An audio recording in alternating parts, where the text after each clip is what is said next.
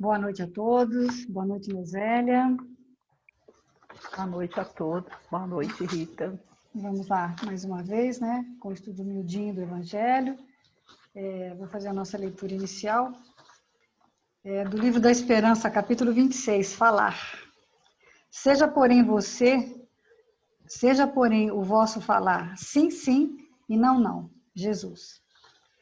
E aí vem assim, falando, construímos. Não admitas em tua palavra o corrosivo da malícia ou azinhavre da queixa. Fala na bondade de Deus, na sabedoria do tempo, na beleza das estações, nas reminiscências alegres, nas induções do reconforto. Nos lances difíceis, procura destacar os ângulos capazes de inspirar o encorajamento e esperança. Não te refiras a sucessos calamitosos, senão quando estritamente necessário, e ora em silêncio por todos aqueles que lhe sofreram o impacto doloroso. Se motivos surgem para admoestações, cumpre o dever que te assiste, mas lembra que o estopim é suscetível de ser apagado antes da explosão, e reprime os ímpetos de fúria antes que estourem na cólera. Em várias circunstâncias, a indignação justa é chamada a reposição do equilíbrio, mas deve ser dosada, como fogo, quando trazido ao refúgio doméstico, para execução da limpeza, sem que por isso tenhamos necessidade de construir a casa em labaredas de incêndio. Não te detenhas em demasia sobre mágoas, doenças, pesadelos, profecias temerárias, impressões infelizes. Dá-lhes apenas um breve espaço mental ou verbal, semelhante àquele de que nos utilizamos para afastar um espinho ou remover uma pedra. Não comentes o mal, senão para exaltar o bem, quando seja possível extrair essa ou aquela lição que ampare a quem ouve, enobrecendo a vida. Ilumina a palavra, deixa que ela te mostre a compreensão e o amor aonde passes, sem esquecer o esclarecimento, sem prejudicar a harmonia. O Cristo edificou o Evangelho por luz inapagável nas sombras do mundo, não somente agindo, mas conversando também. Eu sempre tenho pego textos que têm a ver com o que a gente vai falar, né? Esse assunto foi bem interessante.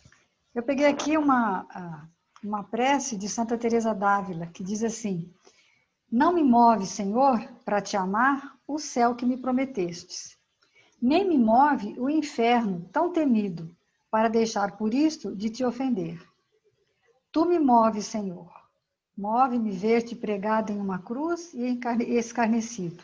Move-me ver teu corpo tão ferido. Move-me tuas afrontas e a tua morte. Move-me, enfim, o teu amor, de tal maneira que, ainda que não houvesse céu, eu te amaria, e ainda que não houvesse inferno, eu te temeria.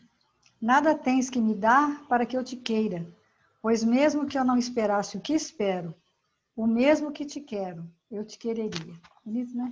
Santa Teresa d'Ávila. Então é isso, né? Nós estamos mais uma vez no estudo minucioso do Evangelho, a luta da doutrina espírita, baseado no estudo do livro do Miudinho de Uberaba, da Luiz Elias. E a gente faz esse estudo, né? Para do Centro Espírita Francisco de Assis, de Bicas. Então, nessa passagem de hoje, nessa passagem que a gente vem estudando, a gente está estudando um trecho do livro profético de Isaías, que é um livro assim, que o Luiz fala que é muito emblemático, porque e aí tem momentos que Jesus cita as passagens inteiras, principalmente do capítulo 42. E o Luiz vai destacar como é interessante, né, a montagem, né, do Evangelho de Mateus, porque essa passagem de Isaías se vai encaixar perfeitamente dentro do estudo. E esse trecho, ele está na segunda parte, que é justamente marcado pela profecia da vinda do Messias, né? Que são profecias messiânicas, que vai falar da libertação. Porque naquele período, né, embora Isaías tenha vivido 700 anos antes de Cristo, o livro em si, que é montado, a gente já explicou, né, que é montado no período do exílio, que é 300 anos antes de Cristo, ele foi montado durante o exílio do cativeiro da Babilônia. E então havia esse contexto de muita de escravidão, né, de opressão. Era um povo que ansiava por uma liberdade.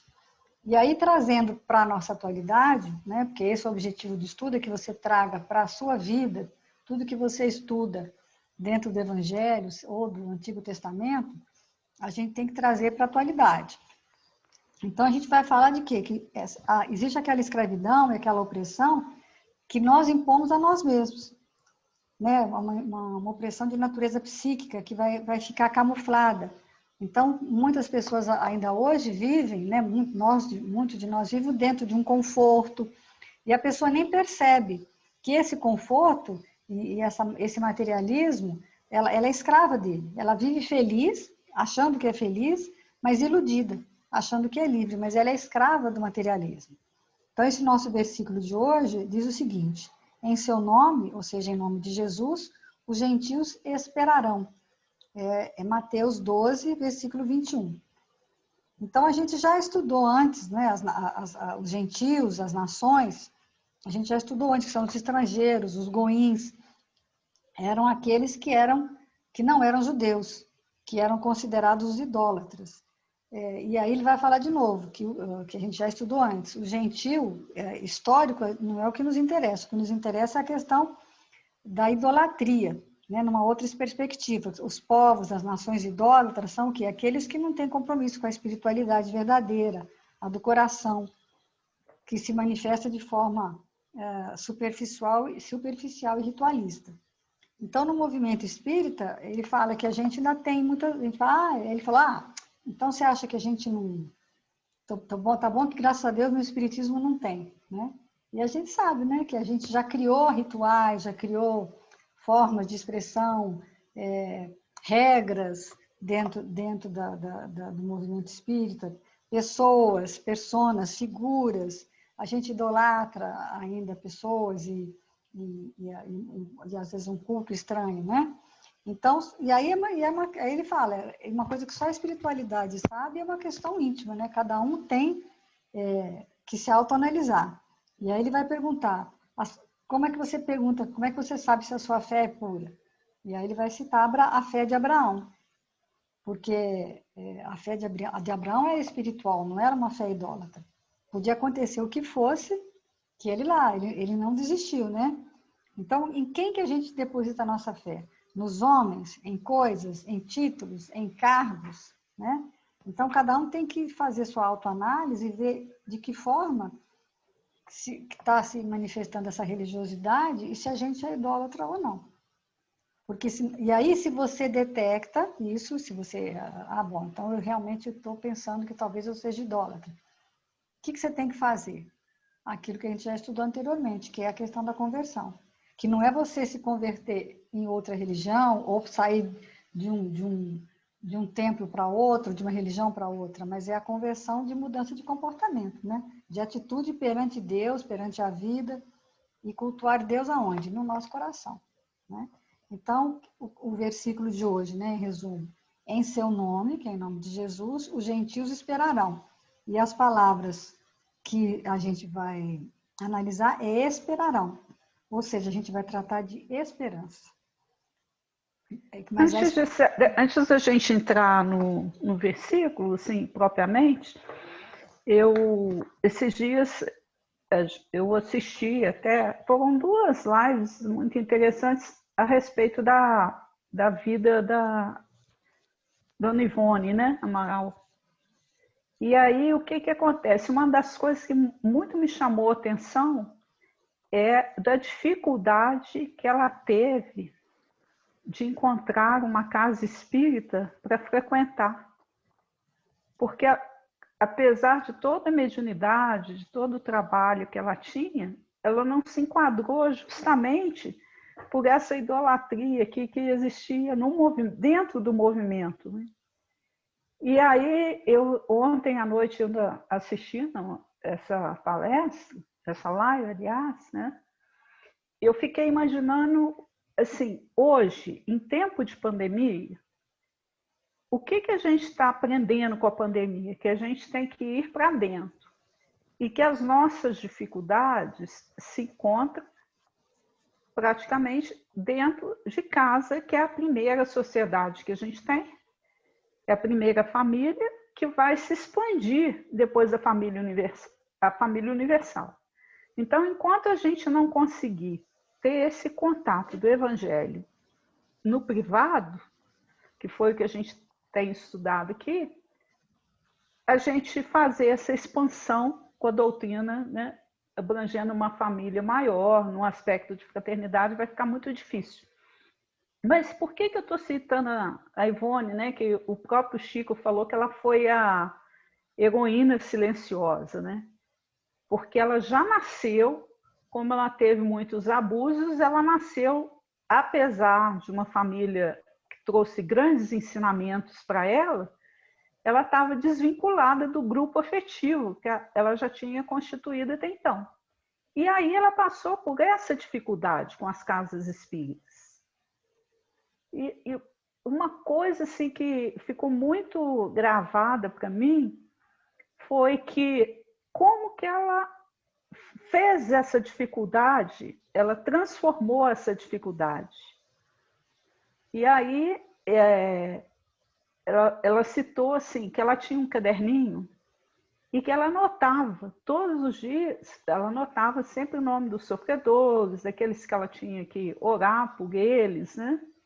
Porque ela não tinha condição de desenvolver isso na casa espírita, porque ela custou para... Né?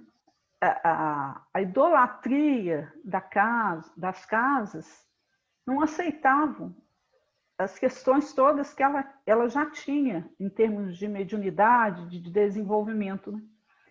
E aí ela fazia, no ambiente dela, todos os dias, ela tinha o caderninho com os nomes dos sofredores, pessoas por quem ela devia orar, e a partir daí ela criou um trabalho, quando ela fazia a leitura do Evangelho, a prece, a oração, ela trabalhou questões de quantos espíritos que estavam ali ligados, aquelas pessoas, aqueles grupos, foram beneficiados.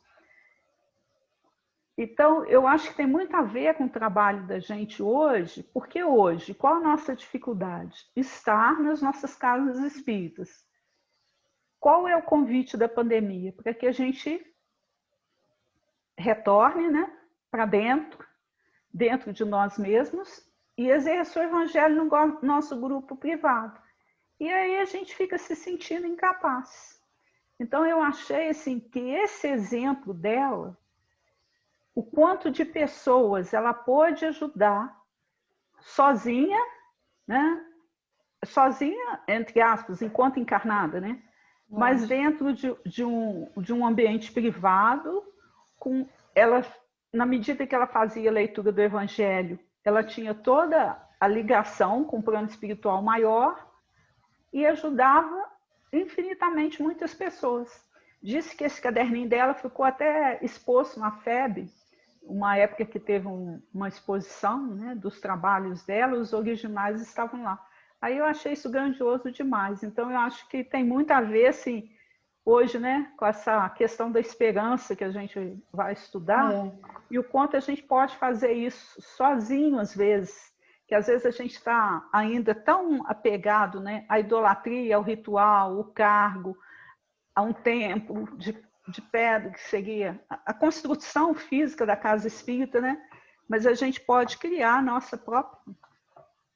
É claro que a gente não está falando aqui generalizando, falando assim que não é importante ter o contato com o outro, é importante, mas isso também não é um outro jeito da gente aprender, né, a exercitar a proposta do Evangelho. Porque, além de tudo, ainda tem muitas pessoas, e acho que até uma grande parte de pessoas que ainda não enxergou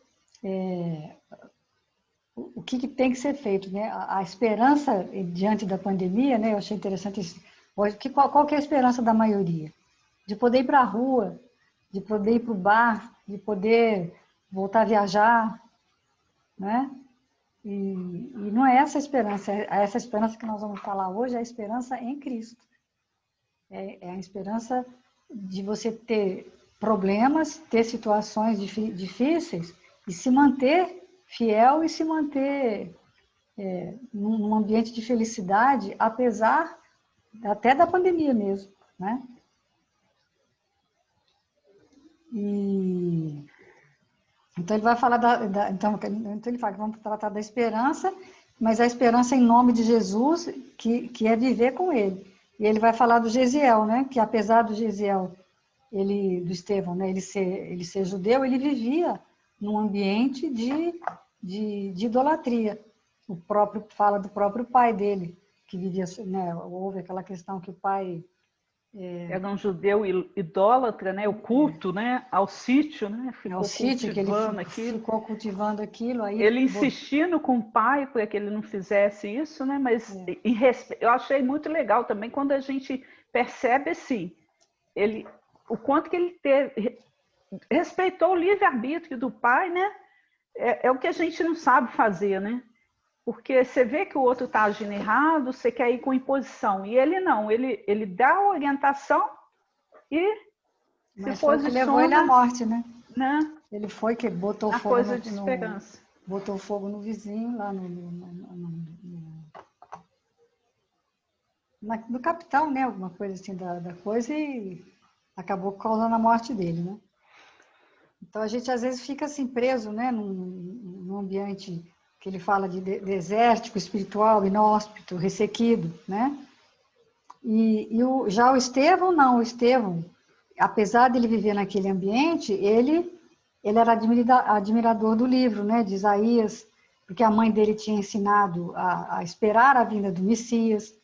E é interessante que ele comentou, né, que o Estevão não conheceu Jesus, né?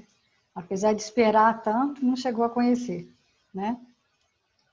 Então todos Isso que é fé, né? Isso que é fé, né? a fé é isso, né? Como Abraão, né? Seguiu ali, ó. Então, e nós, né? Ele pergunta, e nós? O que nós estamos aguardando? Porque tem muitas religiões que ainda estão esperando, né? Falando que Que Jesus ele vai vai voltar, voltar, né? que ele vai voltar. Mas ele não vai voltar, não vai se Não encarnar desse de novo. jeito que a gente Não, espera. vai voltar aonde? No nosso coração. E aí acho que a pessoa que estava lá fala assim, mas só que a gente não abre a porta. Ele às vezes até está batendo, né? Você só não abriu a porta ainda, né? Então, por que ele não chegou? Né? Porque estamos surdos e cegos. Outro dia a gente fez uma leitura sobre isso, né? Que Jesus bate, mas eu surdo, né? Não escuto, não enxergo, né?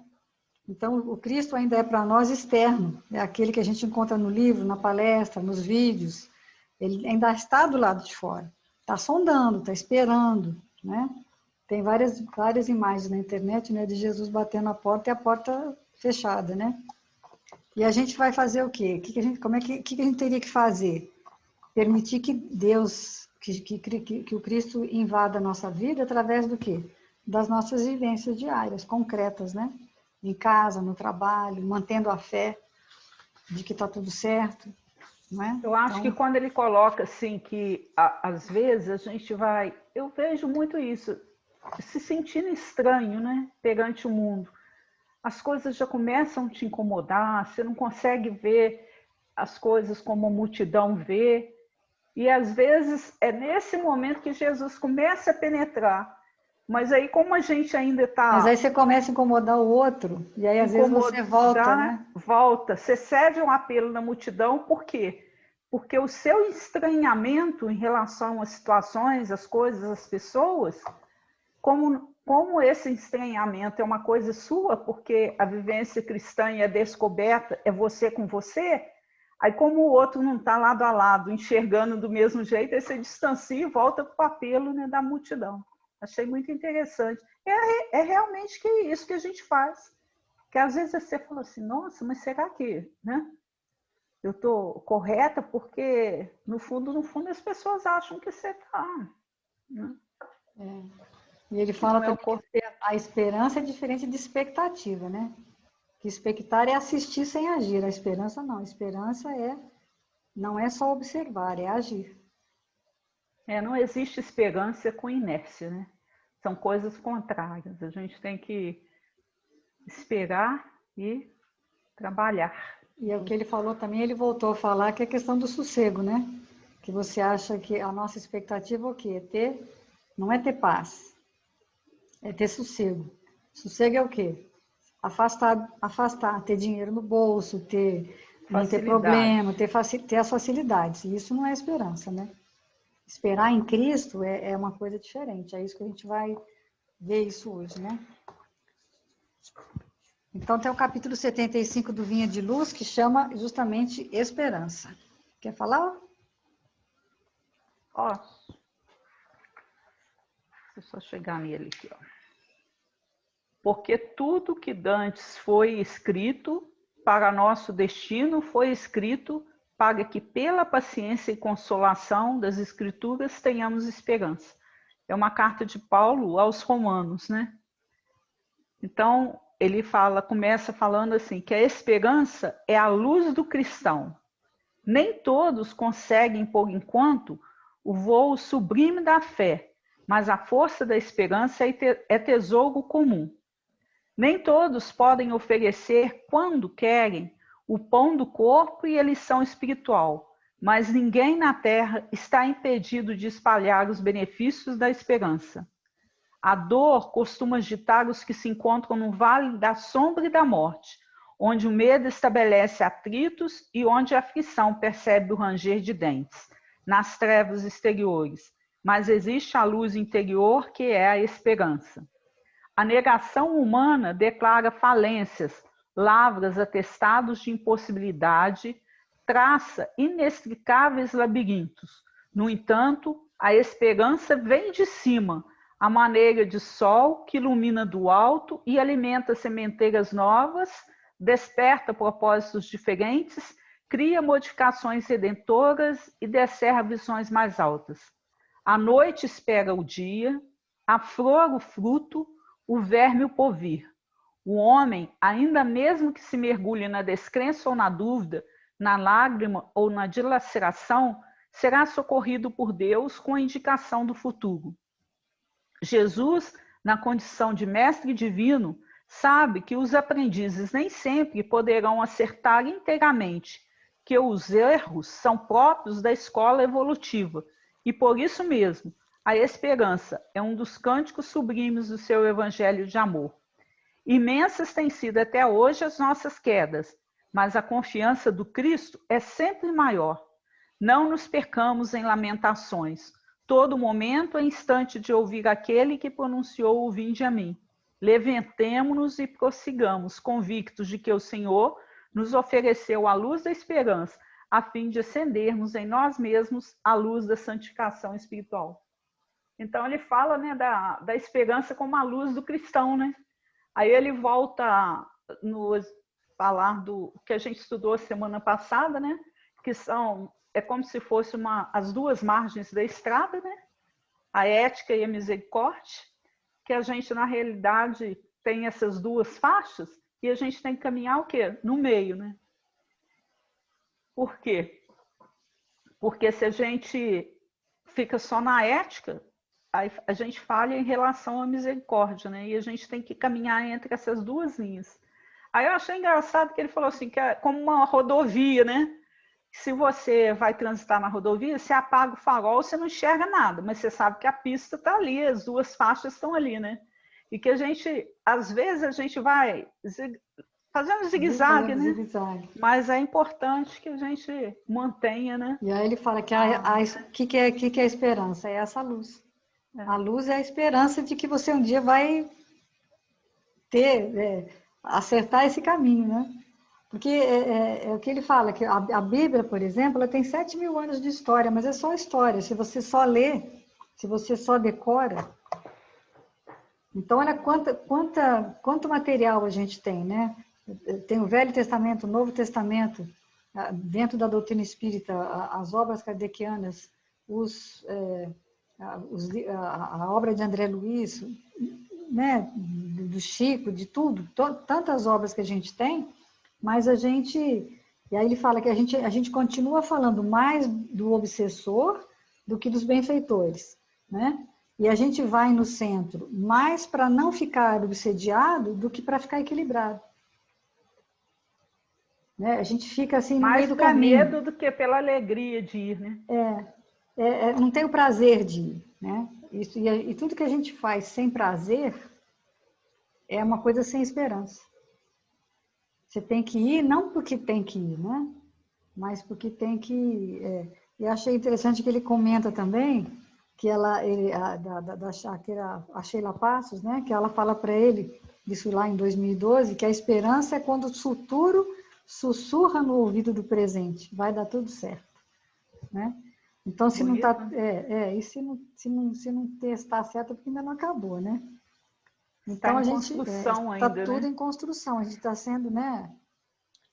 E a E gente, ali na leitura do Vinho de Luz, ele fala, né, claramente, os erros são próprios da escala evolutiva. Nenhum de nós, a gente não vai errar muito ainda.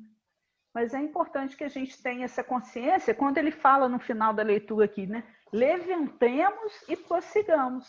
Quer dizer, se coloque, o que é o levantar que a gente estuda sempre dentro dos ensinos evangélicos? Não é só um ato mecânico, né? É levantar no sentido de se verticalizar, de manter uma sintonia com o alto, e aí fala, prossiga.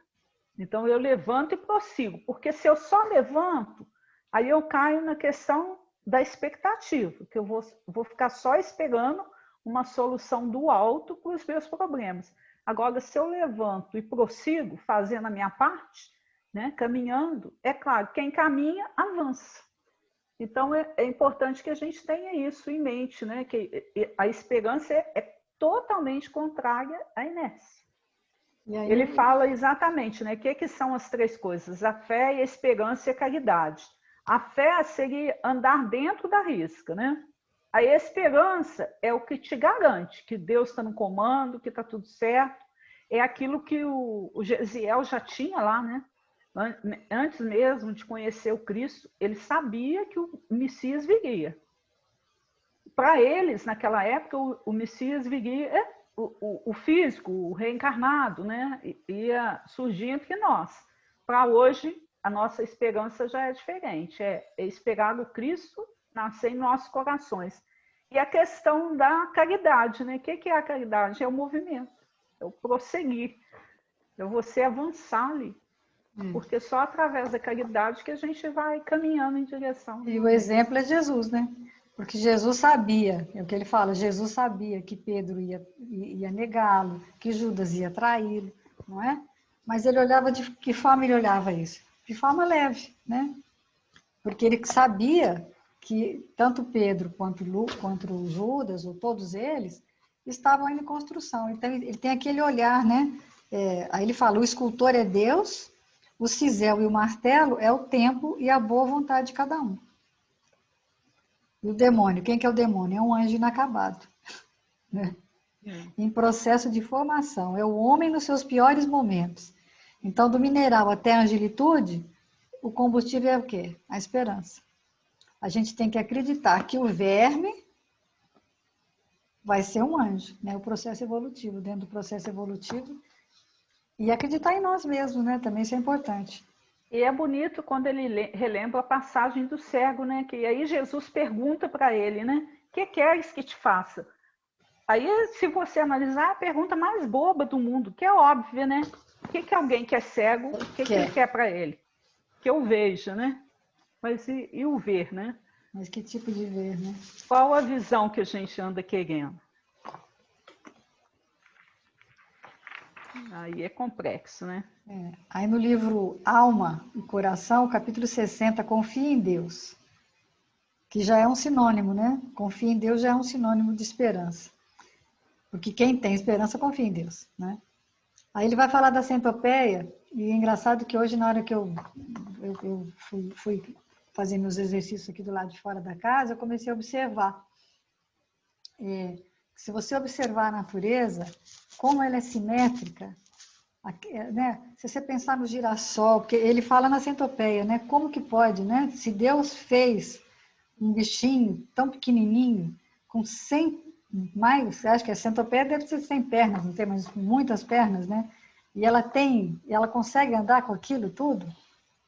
Se sincronizado, Deus, né? sincronizado. E aí eu comecei, né, a pensar no favo de mel, no girassol, fui caminhar aqui em volta de casa, as flores, tem uma flor, o lírio branco, o lírio da paz, que dentro tem uma outra folha grande que é cor-de-rosa imensa, e aí no miolinho dela tem uma florzinha amarela.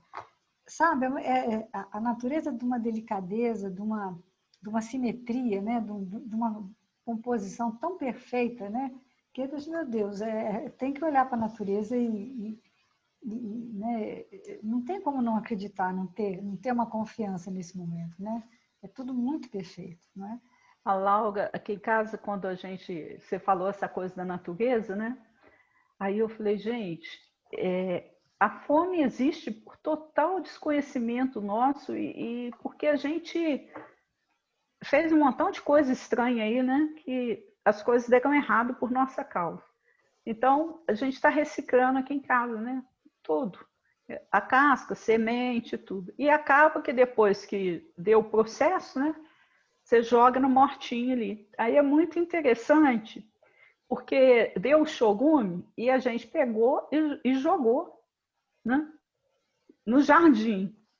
A gente fez assim, em termos de experiência, para ver como que as plantas iam reagir. Mas a reação foi muito legal, porque começou a dar pezinho de melão, pé de abóbora, antes que não era para dar no meio do jardim.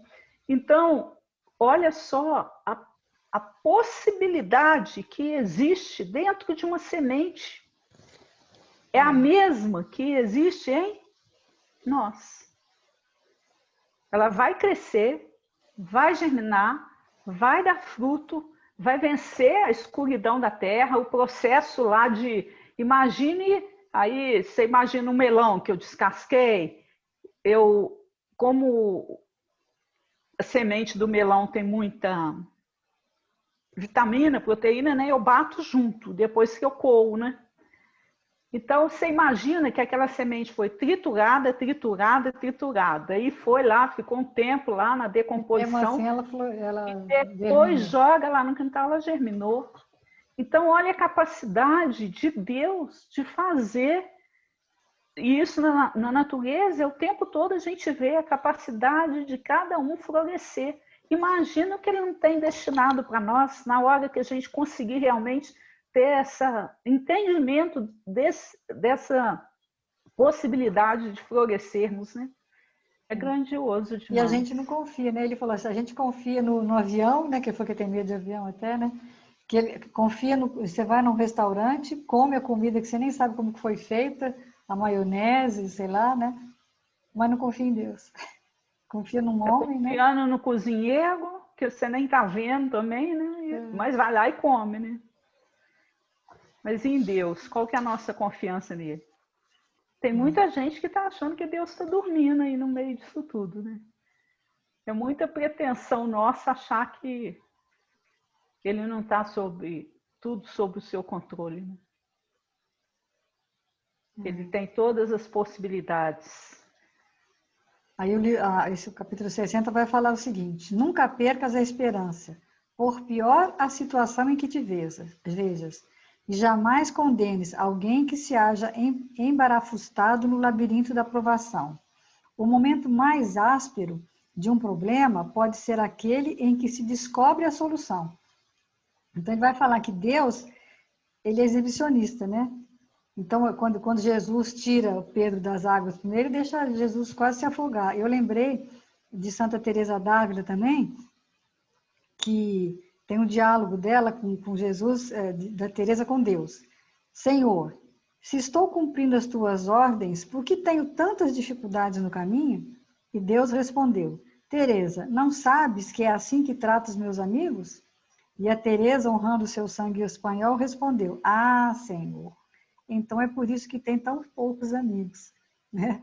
Porque essa é uma passagem, já ouvi falar de outra forma, que ela estava tentando atravessar um rio com as outras noviças ou freiras, e aí ela quase que se afoga. A hora que ela já está quase morrendo é que ela sente a mão dele puxando, né? Aí ela fala, poxa, mas você não viu, não? Eu falei assim, eu vi. Sabe? É assim que eu trato meus amigos, tá? Por isso que você tem tão poucos, né? E aí, ó, uma frase dela também: se não dermos ouvidos ao Senhor quando Ele nos chama, pode acontecer que não conseguimos encontrá-lo quando o quisermos, né? Então, a gente tem que entender que Deus faz coisas fabulosas, né? E a gente às vezes, não acredita mesmo, né? E não é necessariamente a cura física. Às vezes você não vai se curar fisicamente, é a sua alma, né? O objetivo de Deus não é a matéria.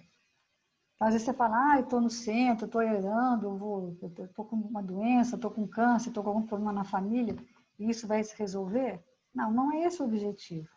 O objetivo é que você, depois daquela situação que você viveu, que é uma situação que pode ser o mais difícil possível, você manteve a sua fé, manteve a confiança em Deus, atravessou aquele deserto e saiu de lá melhor do lado de lá. É a transformação, né? Então, continua aqui. Observa, no entanto, o poder misericordioso de Deus nos menores distritos da natureza. A semente sufocada é a que te sustentará o celeiro. A pedra colocada em disciplina é o agente que te assegura firmeza na construção. Aflições e lágrimas são processos da vida, em que te acrescentam as energias, a fim de que te sigas à frente, na quitação dos compromissos esposados, para que se te iluminem os olhos no preciso discernimento. Então, a semente, né, que você já falou, né, ela é triturada, ela sofre uma série de processos, não é? Que nem ele fala lá, ela é podada, abatida, o grão, né, debulhado, vai para o moinho, é esmagado, depois vai para o forno, né, para virar o pão. E mesmo depois de triturado, vai para a nossa boca. Então, é um processo, né, mas vai atingir o seu objetivo, né? Então, quando ele fala assim, que a gente não deve desistir, a luta, né, tem que ser intensa e você não pode desistir. Quem se suicida, desistiu. Quem se entope de remédio, de álcool, também desistiu. Se a pessoa se distrai com os bens materiais, também é uma forma de desistir. Mas se você persiste, mantendo a fé, mantendo a confiança em Deus, mantendo essa alegria de viver, do bom ânimo, a alegria de viver, apesar de todas as situações, é um indício de que você seguiu o bom caminho, né? Porque aflições todos nós temos, né? Todo mundo vai ter algum desconforto em algum momento. Ele vai falar vitória só vai existir para quem não desistir. Para quem não desistir. Quem desiste não tem vitória. A descrição que ele faz do próprio nascimento da gente, né? Ele sai do útero, recebe um jato de luz. Aí vem o vento frio, entra, né? O oxigênio entra queimando, né? Aí tem um médico, né? Todo de branco, mascarado, que te dá um tapa, né? A enfermeira enfia um negócio para limpar, né? Quer dizer, a luta já começa ali no nascimento. Bem-vinda, né? à vida. E aí ainda tem uma enfermeira, às vezes, que fala assim, fica quietinho aí, tem que lutar, ainda tem que ficar em silêncio. Então, né, o processo, né? E aí vem os processos reencarnatórios, né? Tudo isso são processos. Então, continua aqui. Nos dias difíceis de atravessar, levante-te para a vida, ergue a fronte, abraça o dever que as circunstâncias te deram e abençoa a existência em que a providência divina te situou. E é onde ele lembra da árvore, né? Como é que é interessante isso também, né? Para cada árvore tem um tipo de pássaro que mora nela. Eu lembrei de uma historinha que tem da evangelização, que é a história de uma árvore, de uma arvorezinha, né? Que descobre que ela não vai dar fruto. Aí ela fica deprimida, triste. E aí, ao longo da história, vai mostrando que os pássaros que moram nela, a sombra que ela dá, toda a utilidade que ela tem, apesar dela não dar fruto. Então, todos nós temos uma utilidade, né? E aí ele fala, quer dizer, a arara não vai pousar num arvoredo pequenininho. Cada árvore tem as suas, né? A natureza é tão perfeita nesse sentido, né? E assim nós também, nós nascemos e vivemos no lugar certo, onde tem os componentes de vida que nos interessam, que são próprios para o nosso processo evolutivo.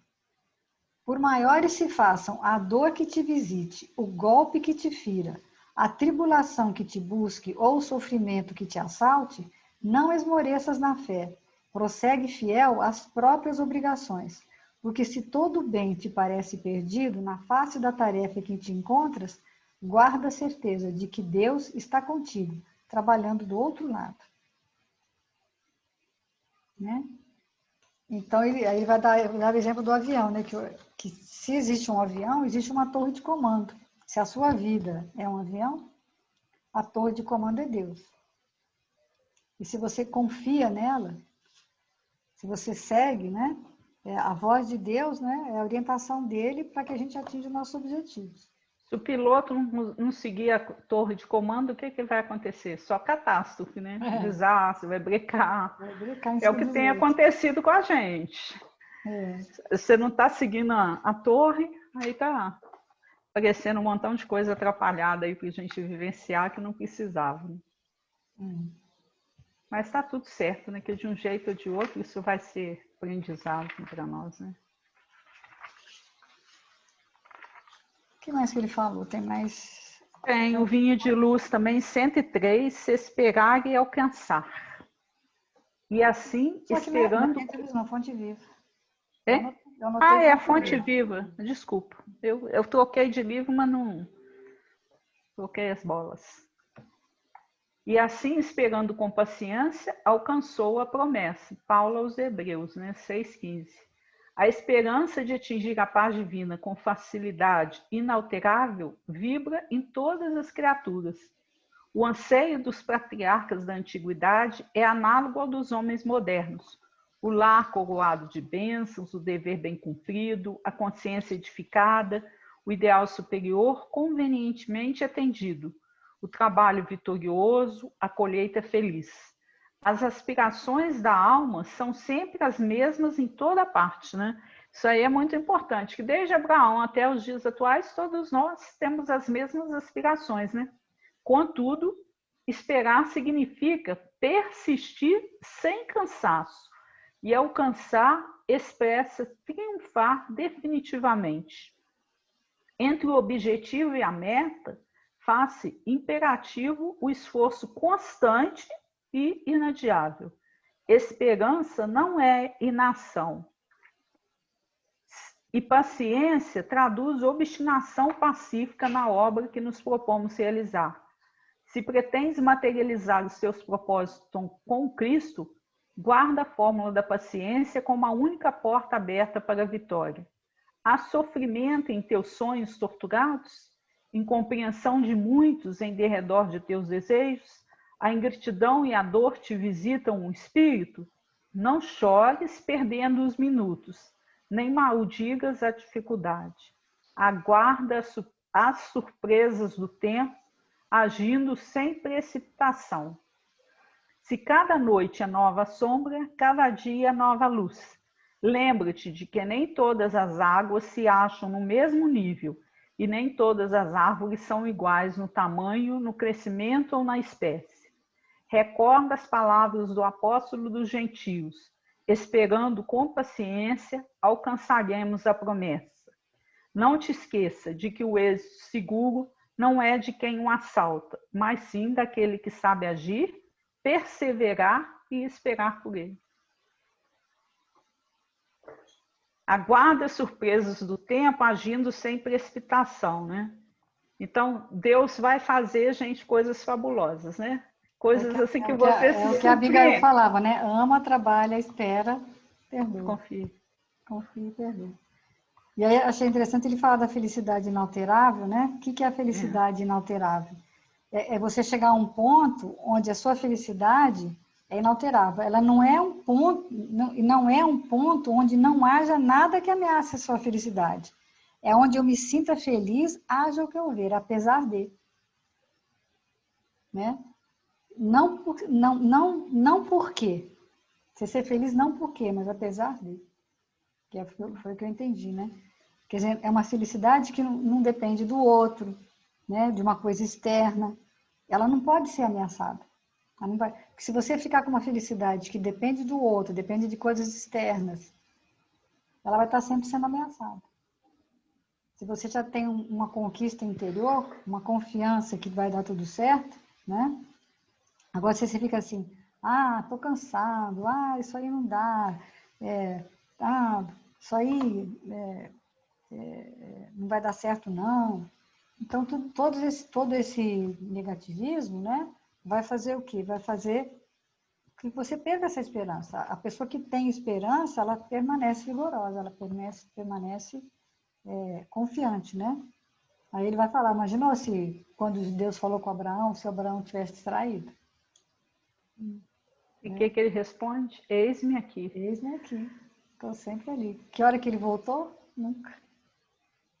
E olha que, né, o povo falava, lá onde a gente estava era melhor, né? O que nós viemos? Você me trouxe aqui para passar fome. Porque, e se você estiver blasfemando, se você estiver maldizendo, né? As decisões de Deus é sintoma de que você perdeu a esperança, né? E que se cansou. Aí ele fala que Jesus chorou no horto, mas chorou dizendo que se cumpra a sua vontade. Né? Não era um choro perdido, não era um choro de blasfêmia, né?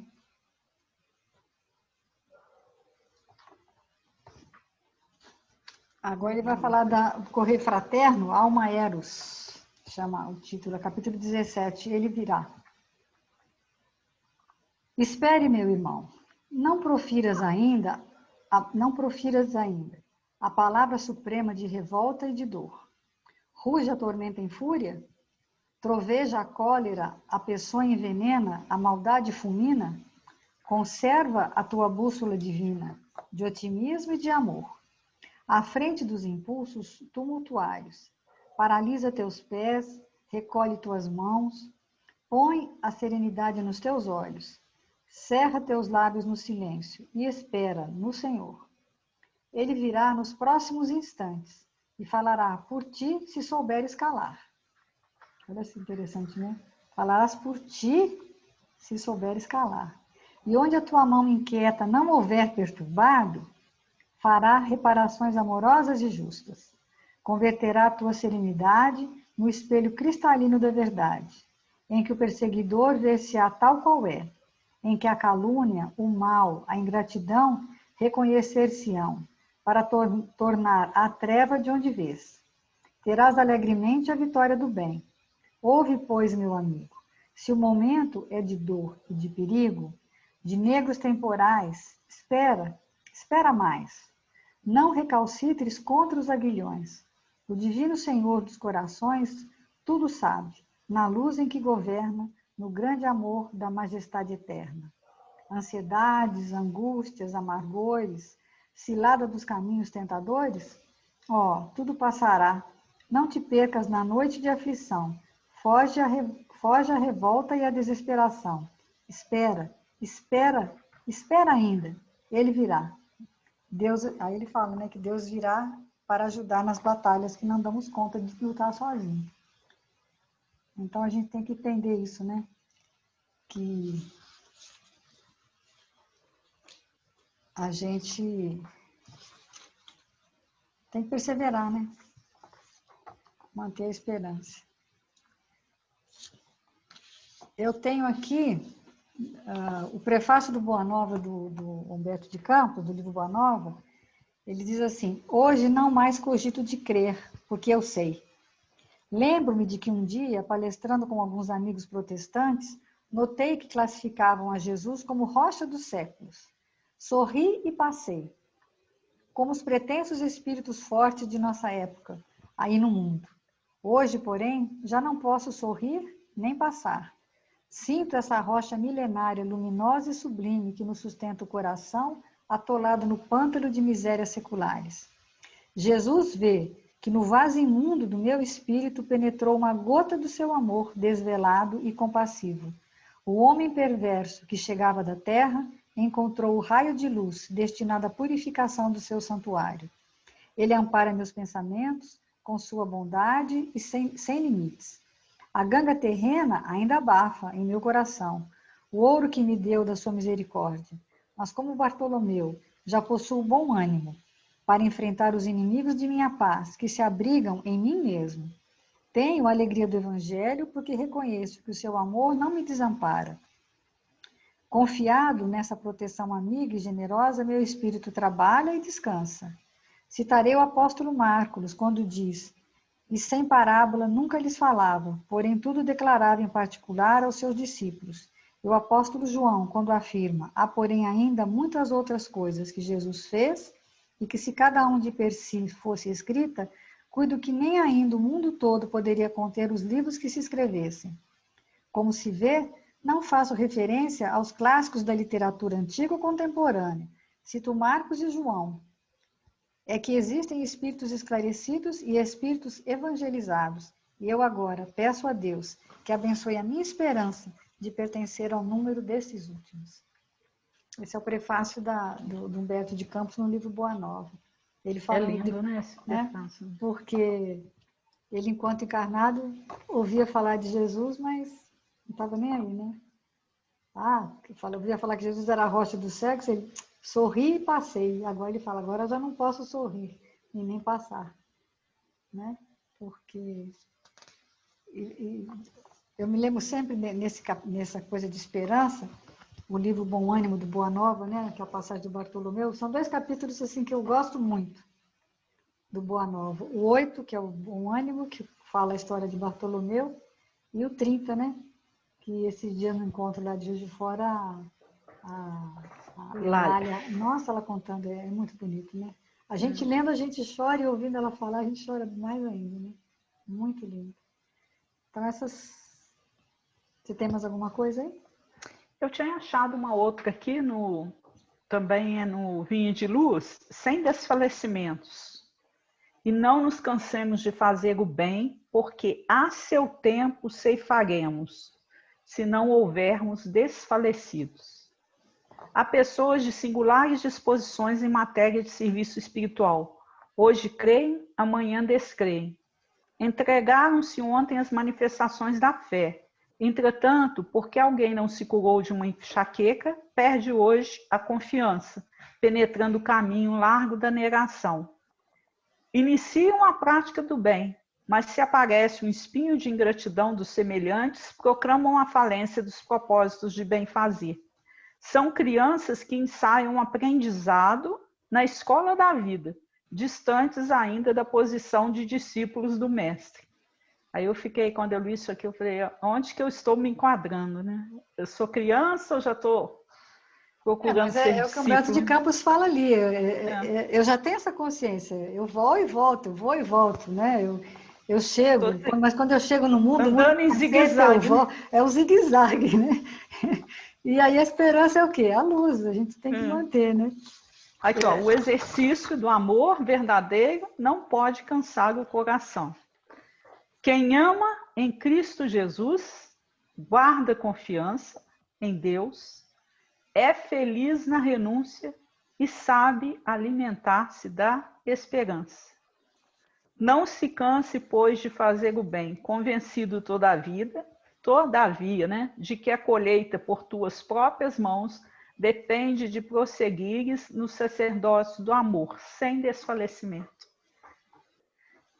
Então, olha, quem ama em Cristo Jesus, guarda confiança em Deus, é feliz na renúncia e sabe alimentar-se de esperança. Eu acho que a grande mensagem para todos nós, espíritas, hoje, que a gente tem que ter, né, esse alimento, esperança. Não pode mais olhar o mundo com os olhos do pessimismo. Nós temos que ser essa luz, né? Esse sol. Eu tenho aqui também do livro Brasil, Coração do Mundo, Pátria do Evangelho, o capítulo dos degregados, que ele vai contar a história do Afonso Ribeiro. Eu sempre me impressionei muito com essa história, que ele é um degregado, né, que é largado para trás, ele é condenado, né, como pária social lá de Portugal, e aí ele fica ali na praia, agarrado num pedaço de madeira, né, numa canoa toda desmantelada, e aí ele pede: Jesus, tende piedade da minha infinita amargura, enviai a morte ao meu espírito desterrado.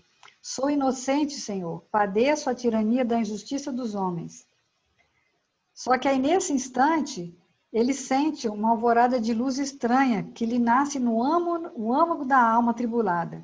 Uma esperança nova se aposta de todas as suas fibras emotivas. Como por delicado milagre, a sua jangada rústica regressa celeramente à praia distante. Em vão, as ondas sinistras e poderosas tentam arrebatá-lo para o oceano largo. Uma força misteriosa o conduz à terra firme, onde o seu coração encontrará uma família nova. Era Ismael que havia realizado o seu primeiro feito nas terras de Veracruz, trazendo um náufrago inocente para a base da sociedade fraterna do porvir. Ele obedecia às sagradas determinações do Divino Mestre. Primeiramente surgiram os índios, né, que eram simples de coração.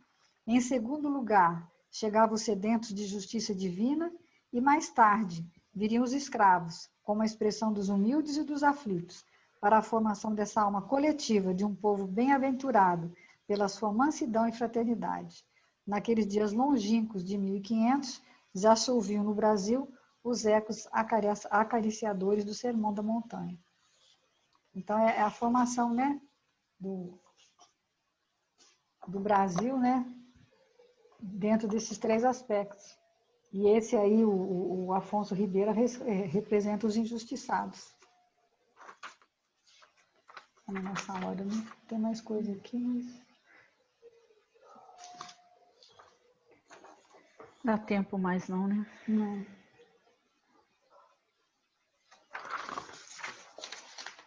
Tem uma leitura também no Caminho, Verdade e Vida, chama capítulo 148, Cuidado de Si. É muito pertinente também. E fala muito sobre essa questão da esperança, né? Da gente valorizar tudo que a gente tem, porque tudo isso realmente são processos, né? É o deserto que cada um de nós tem que atravessar e o quanto que a gente precisa caminhar, né? E examinando as nossas necessidades do coração. Só para finalizar, ó, Problemas Pessoais, da Agenda Cristã, capítulo 43. A fé viva não é patrimônio transferível, é conquista pessoal. A felicidade legítima não é mercadoria que se empresta, é realização íntima. A graça do céu não desce a esmo, tem que ser merecida. A melhor caridade não é a que se faz por substitutos. Cabe-nos executá-las por nós mesmos. A fortaleza moral não é o produto de rogos alheios. Provém do nosso esforço na resistência para o bem. A esperança fiel não se nos fixa no coração através de simples contágio. É fruto de compreensão mais alta. O verdadeiro amor não nasce das sombras do desejo. É fonte cristalina e inexaurível do Espírito Eterno. O conhecimento real não é construção de alguns dias, é obra do tempo. O paraíso jamais será adquirido pela sagacidade da compra. É atingível pela nossa boa vontade em fugir ao purgatório ou ao inferno da própria consciência. A proteção da esfera superior é inegável para todos nós que ainda nos movimentamos na sombra. Ai de nós, todavia, se não procurarmos as bênçãos de luz. Quer dizer que é tudo um trabalho muito pessoal mesmo, muito íntimo, né? Nossa, de manter essa confiança, de manter esse caminho, de manter essa rota, esse paralelismo que ele faz, né, da ética, e que agora ele colocou a esperança, né, como sendo a luz desse caminho, e a caridade como esse movimento, a misericórdia, né? Então, ética, misericórdia, com a esperança e a caridade em movimento, que não é inação, é o que vai manter a gente no caminho correto. E a gente não pode esquecer dessa necessidade, né, de movimento. Eu levanto-te e prossegue. Né? E não isso aí existem tem que ficar atalhos, muito né? claro. Não tem atalho, não. Não pega atalho. Porque ainda que você pegue o atalho, tudo bem, mas o GPS vai te trazer de volta, né? Mas vai doer, né? Vai demorar mais. Mas tá bom por hoje. Se Deus quiser, semana que vem a gente está de volta, né? Vamos fazer nossa prece nesse momento e levando o pensamento a Deus só para agradecer. No decorrer de tudo todas as dificuldades que a gente tem vivido, Pai, em cada momento sentimos a Sua presença a nos envolver e temos a certeza que até mesmo as pessoas que ainda não conseguem ter essa visão, um dia, quando o tempo passar, vão perceber o quanto o Seu amparo foi sempre grandioso para todos os corações. Continue, Senhor, presente conosco aos dias e horas, nos ajudando a vencermos a nós mesmos, a fazermos a nossa parte na sua obra, como sinceros cooperadores da sua seara. E que essas bênçãos que usufruímos, quando entramos em sintonia com essas leituras, com os estudos, possam se estender a esses nossos irmãos que ainda se encontram mais fragilizados e mais endurecidos, para que eles também possam visualizar o caminho da paz e da harmonia. E é com essa certeza, desse amparo, dessa proteção, que nós mais uma vez agradecemos e em Teu nome encerramos os trabalhos da tarde, da noite de hoje. Graças a Deus. Graças a Deus. Da semana que vem, embora ele tenha falado que não ia acabar, ele vai, semana que vem vai começar com um novo versículo, sim. O próximo versículo acho que vai ficar 2 semanas. Eu já dei mais ou menos uma olhada. Né? Ainda não vi o próximo. Até semana que vem, se Deus quiser. Vamos em paz. Boa noite para todos. Boa noite.